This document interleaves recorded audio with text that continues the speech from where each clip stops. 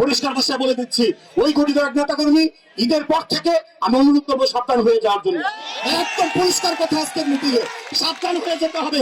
আনটা হলে আপনি যত বড় পরিবারের সন্তান হন, আপনি যত বড় বড় নেতার ভাই হন, আত্মীয় হন, আপনি শরীফ আলমের আত্মীয় হন, তার আত্মীয় হন, সেটা দেখার বিপদ নয়।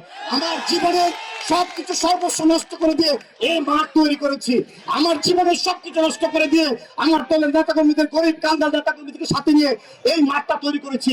গুটি গরিব নেতা কর্মীরা আপনারা মাস্তানি করবেন আর দল নষ্ট করবেন, ভোট নষ্ট করবেন, এই সুযোগ নাই।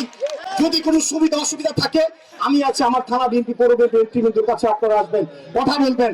নিজের হাতে কোনোভাবেই কোনো জায়গায় যাবেন না। কোনো সরকারি অফিসে দায়িত্বশীল নেতা কর্মী ছাড়া, কোনো থানায়, কোনো ইউনো অফিস, কোনো অফিসে যাবেন না কোনো নেতা কর্মী। যদি প্রয়োজন হয় থানা বিএনপি নেতৃবৃন্দ আছে, কথা বলবেন, আমার এই অফিসে যেতে হবে। যদি পৌর বিএনপি নেতৃবৃন্দ পৌরসভা নেতা কর্মী হন, পৌরসভা নেতৃবৃন্দকে বলবেন আমার অফিসে যেতে হবে। কোনোভাবেই অঙ্গ সংগঠন সকল নেতা কর্মীরা কোনোভাবেই কোনো সরাসরি কোনো থানায় অথবা অফিসে, সরকারি অফিসে যাবেন না। ডিস্ট্রিক্ট পর্যায়ের কোনো কাজ হবে, ডিস্ট্রিক্ট পর্যায়ের কোনো কাজ হবে, আমাদের থানা বিএনপি পৌর বিএনপি নেতৃবৃন্দ আছে, জেলা বিএনপি সাধারণ সম্পাদক সহ জেলা নেতৃবৃন্দ আছে, তারা কুলিয়াচুর নেতা কর্মীদের সুখ দুঃখ, ডিস্ট্রিক্ট অফিসে কোনো কাজ কাম যে কোনো কিছু থাকে জেলা প্রশাসক অফিসে আমাদের নেতৃবৃন্দ সেটা দেখবে। আমরা কোনো অবস্থাতেই দলের বদনাম হবে, দলের এই বদনামের দায়িত্ব আমরা নেব না। আমি জানি 10% কোনো কারণে অনেক নেতা কর্মী এই 5 তারিখের পরে উপযাচক অনুপ্রবেশকারী নতুন বিএনপি যাদেরকে কোনো সময় আন্দোলন সংগ্রামে দেখে নেয়, অনেকের উপর ভর করে এসে দলের মধ্যে এসে আজকে বিশৃঙ্খলা তৈরি করছে, তাদের জন্য আমাদের বদনাম হচ্ছে। তাদের ব্যাপারে সজাগ থাকতে হবে। দল ভারী করার জন্য 17 বছর খবর নাই, এখন কুস্তি কেটে নিয়ে এসে দলে বিশৃঙ্খলা করবেন, এটা সুযোগ নেই।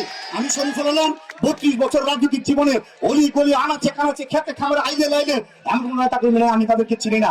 অতএব তাদেরকে কোথায় কি মূল্যায়ন করতে হবে আমার চেয়ে কেউ ভালো জানে না, আমি সেটা বুঝবো সময় মতো।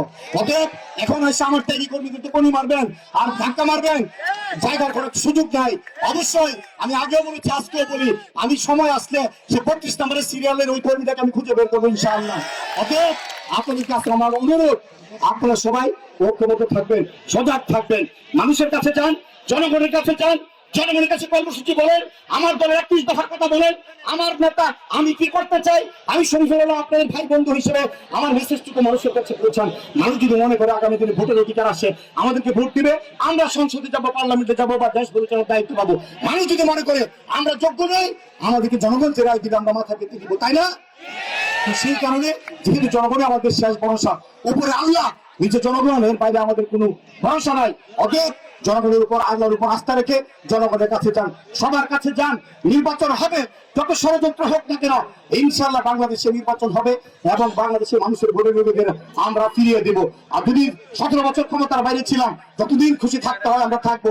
শুধুমাত্র এই সরকারকে বলবো, আপনি শুধুমাত্র দুটি কয়েক ব্যক্তির কথা শুনে ইউনূস সাহেবের মতো বিশ্ববরেণ্য একজন নেতৃত্ব বাংলাদেশের অন্তর্বর্তীকালীন সরকারের পতন হয়েছে, আমরা তাকে সাধুবাদ জানাই, ধন্যবাদ জানাই।